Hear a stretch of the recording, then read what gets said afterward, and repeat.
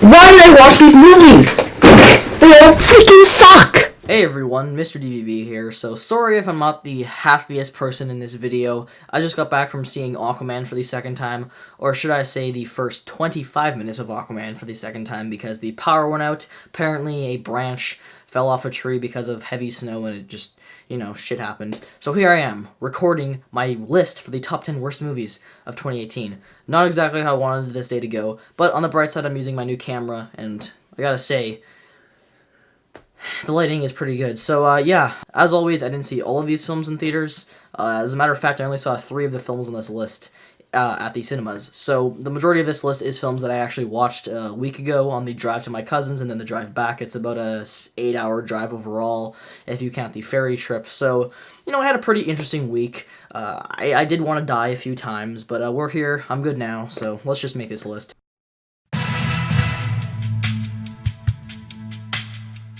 Coming in at number 10, we have Skyscraper. So I did see this film in theaters. This was released back in, I think, late June or July. This is a film that I was actually looking forward to, and I was disappointed by it. I know that's a weird thing to say about a Dwayne Johnson film where he's climbing a skyscraper that's burning, but I was disappointed by this movie. I enjoyed some of his previous films, like San Andreas. I thought that was a fun action movie, and I was kind of expecting the same from this movie. Not anything particularly good, but just a fun action movie, and this film didn't even deliver on that aspect. I thought the action sequences were really dull. There was only one that was actually filmed interestingly. It was this fight scene in the kitchen. I kind of enjoyed seeing these 2 huge guys just chucking a bunch of equipment at each other. That was fun, but everything else in this movie was just really forgettable. A lot of the action sequences were just characters getting thrown off buildings. This film was PG-13, so I think that really restricted it from showing us any cool kills. Like, there's one part where the main character literally grabs a fire axe, and you're like, yeah, time to chop some heads off! And then he uses it to break down a door, and then he throws a guy off a roof. It's just the same stuff over and over again. The final act takes place in this room that has, like, a bunch of mirrors for some reason, like a hall of mirrors, on top of this, like, huge-ass building, which is the tallest building in the world. I don't get the reasoning behind that. They don't give us a reasoning, so, I'm just gonna assume it's there for plot convenience. But, yeah, this movie was just really forgettable. It's not terrible. I would give it a 5 out of 10. It's nowhere near as bad as the other films on this list, especially the ones really low down. But it's still not a good movie, and it made it onto my worst list. Coming in at number 9, we have Winchester. So this is a similar scenario to Skyscraper, where it's a movie that I don't consider awful, and I would give this film a 5 out of 10 as well. But this is just another really forgettable movie. Now, I did not see this in theaters. I watched this on Netflix about a week ago, and I saw the trailers and the advertisements for this movie. I was like, yeah, it looks pretty forgettable. It's being released in January, so, you kind of know where that's going to end up being, at the bottom of Rotten Tomatoes for that month. But it wasn't as bad as it was perceived. I don't think this is like a 13% kind of movie, more like a 30 or so. But it's still not a good movie, don't get me wrong. This film kind of felt like it was mixing Conjuring and The Boy from 2016 with each other. Those 2 movies kind of just meshed into one. The Conjuring because I thought it kind of had a creepy, eerie setting, and then The Boy because it didn't utilize that setting well, and it had a bunch of awful jump scares that did not work. So it was like that merged together. Again, this was a PG-13 movie, so it was held back by that rating. It couldn't show us anything genuinely creepy, and they just went for a typical ghost kind of thing, and I just didn't like the direction this movie took. I think it could have been a really cool and interesting film. It could have been creepy. The setting worked, in my opinion. They just didn't utilize it well, and everything here was just very average, and it kind of just felt like your run-of-the-mill horror film. It's not as terrible as some of the other horror films come out this year. Trust me, those films are lower on this list. But it was still forgettable, and because of that, it ended up being at the number 9 spot on my list.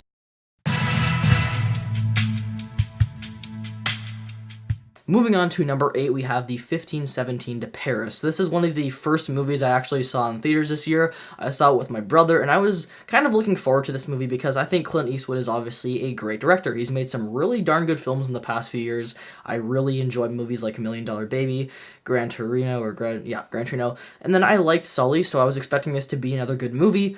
But it wasn't. This film was pretty lame in my opinion, and it's definitely a shame because the story here was pretty interesting. This is a terrorist attack that was happening, and then these 3 brave military soldiers actually ended up stopping this event.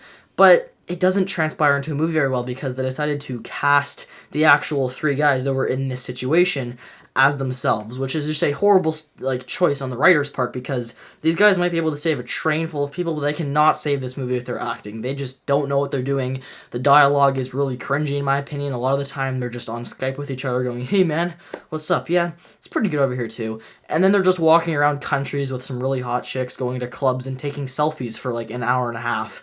And I was just sitting there like, this isn't really interesting. I mean, there's a lot better movies out there that are kind of similar to this. So it was just a really forgettable film overall. I didn't care about all these scenes where they're trying to explain their backstory and how they became friends. And I have to be honest, sure, they did save a train full of people, and thank God for that. But just the ending scene was kind of forgettable. There's just this guy on the train. He's a terrorist. His gun doesn't work, and they tackle him. And it kind of just ends there. And I was like, well, that was a little bit anticlimactic. I mean, anyways, that's my thoughts on this movie. It's a shame because I think this could have been a really good movie, but it just ended up being a really forgettable one. And there you go, 1517 to Paris. Alright, moving on to number 7, we have The Predator. This is easily the most disappointing movie of 2018. Now, that being said, going into this film, I wasn't expecting it to be good. The trailers were awful, and I knew that this was going to be a bad movie. I just was still disappointed because I actually genuinely love the original Predator. I think it's a really fun and corny, cheesy 80s film. You know, you have some of the most iconic Arnold Schwarzenegger lines in that. "Run! Get to the chopper!" This movie just didn't live up to any of that. And I wasn't expecting it to be as good as the original, but it just wasn't a good film in its own merits. I think there was way too much shit in this movie. There was way too many storylines. It honestly was edited terribly. It felt like they had really no clear idea of what they were going with. There was no narrative holding this film together. It was kind of just a bunch of scenes of the Predator showing up and killing people. And I mean, yeah, there were some pretty badass moments in this movie. The Predator was really cool. I loved him slicing guys up and their intestines hanging out. I mean, it was brutal and it was bloody. And I had fun with it, and I thought the characters were kind of likable, but the film's story was just such a mess. And then the CGI at times is like Scooby-Doo 2 Monsters Unleashed level of bad. The film CGI is that terrible. There are some moments in this movie where I genuinely looked over at my brother and just cringed because the CGI in this movie is so damn awful. I mean, honestly, I'm going to do a side-by-side comparison of this and Scooby-Doo 2 and tell me that there's not a difference, because there just isn't a difference. It's that bad. Ugh. Anyways, The Predator, just a really disappointing movie, and I mean, I was still entertained, I guess, but, you know, that's really it. I kind of had a fun time because it was just that bad. But anyways, there you go, guys. The Predator. Moving on to number 6, we have Darkest Minds. This is a film that I actually kind of forgot existed. My friend Jack recommended to me. He was not in a good way. He was like, "Yo, you're making your worst list? Watch this film. It looks like shit." And I was like, okay, I forgot this film existed. And this film is basically Fox going, "Oh crap, we're gonna lose the rights to the X-Men. Let's make our own X-Men movie." So they found some teenager book. They dug it up from the collection of 1,000, teenage books that nobody cares about, and they're like, "Oh, Darkest Minds, what's this film about?" Teenager, awful pop music, really dumb sequences, bad CGI, characters that have their powers, they're angsty teens, they don't like society, they want to rebel. Oh, let's make a movie on this, and that's what we have. This is really just them trying to recreate the X-Men. Except, like I just said, it is a film about teenagers who are angsty and hate society and want to rebel and, oh, we're gonna be our own, and they're taking down people, they're murdering innocent people, and the music's like, "Oh yeah, I'm a teeny pussy." It's like, what? I'm just watching like an hour and 40-minute cringe fest of teenagers going around and, blowing up military people. It's bad. This is basically just like the worst of the worst when it comes to teen movies. I mean, it felt like they just took Percy Jackson and then just had it have sex with something like, I don't know, Hunger Games, and this is the product. We got this movie. So there you go, guys. What's this? Darkest Minds. That's the movie it was called. Yeah, bad movie.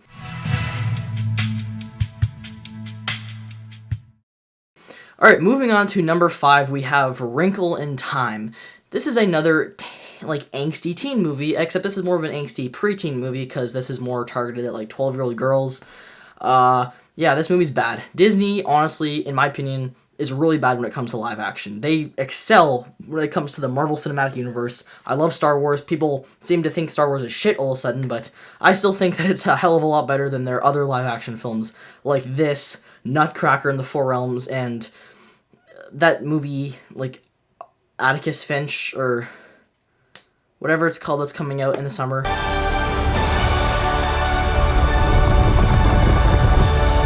That movie looks terrible, and I think it's going to fit in the same category as this, films that are made by Disney and have lower than 40% on Rotten Tomatoes.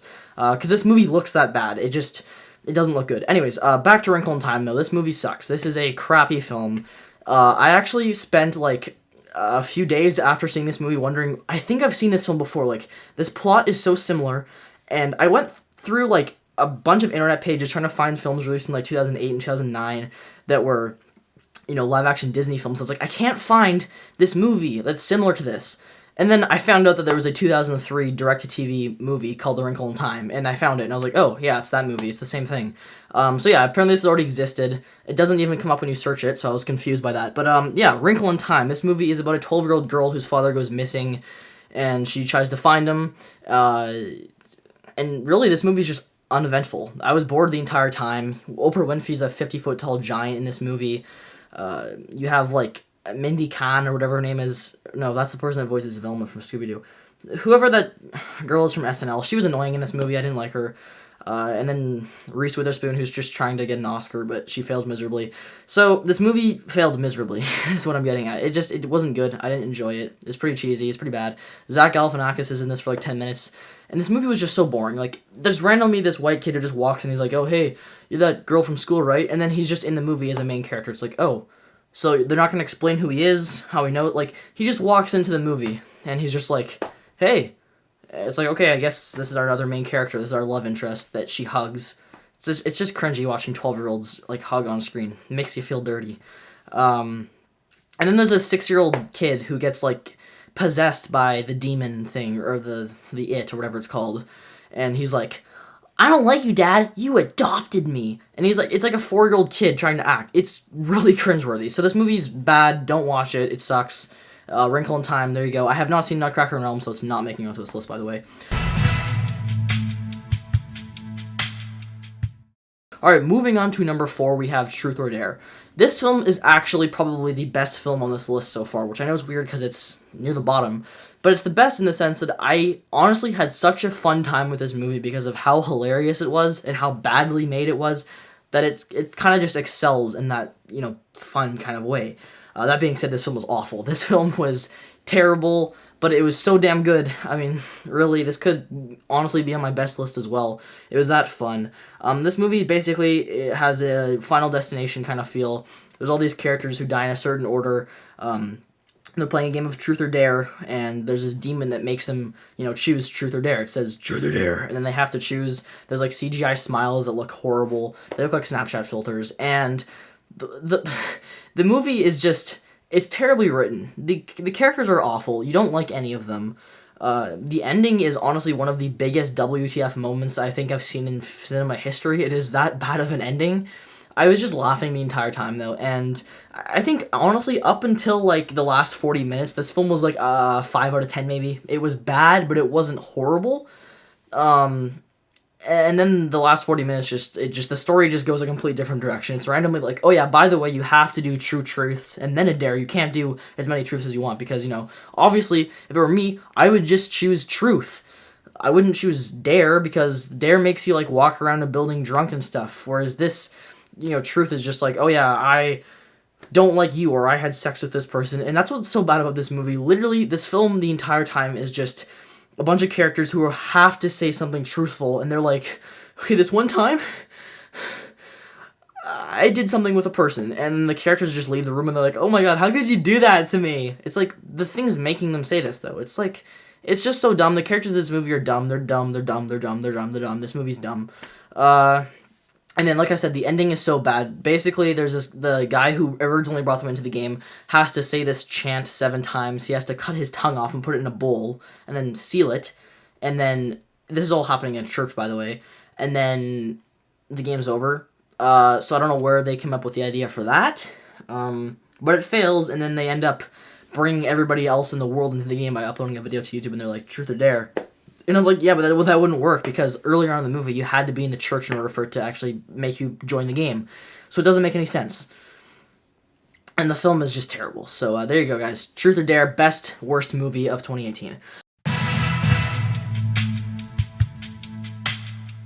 Moving on to number 3, we have Death Wish. So Death Wish is directed by Eli Roth, who stars in Inglourious Basterds as the Bear Jew. Basically the only thing I actually like him from. Everything else he's made is terrible. He directed this one movie called Knock Knock or something like that from a few years ago, which is another awful movie. Probably worse than this, but this is a pretty bad movie on its own merits. This is starring Bruce Willis. This is a remake of I think a 1979 or 78 movie, where basically this guy's wife is killed and his daughter is in a coma because of these guys that broke into their house and started to steal money or something like that. So he decides he's going to become a vigilante, and he goes out and fights crime, and it feels like a direct-to-TV movie. Honestly, this film was just made terribly. Everything from dang it. Okay, anyways, I'm back.